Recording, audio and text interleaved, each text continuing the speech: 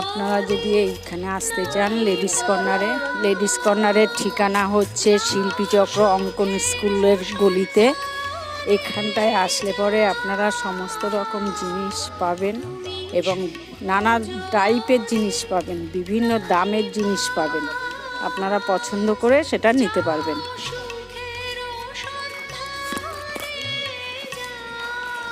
Ladies কর্নারে শুধু জামা কাপড় বিক্রি হয় না, এখানে আপনার ব্লাউজ তৈরি, চুড়িদার তৈরি, পার পিকো করা সমস্ত রকম কাজগুলোই হয়।